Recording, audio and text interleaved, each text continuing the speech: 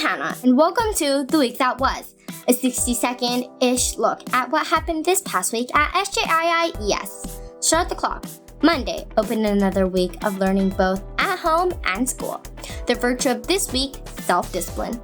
Tuesday, online PE sessions were in full swing, with different fitness workouts taking place across the grades. Wednesday, plenty of creativity was on display as grade 5 students began putting together their theme parks for their Fairgrounds IPC unit.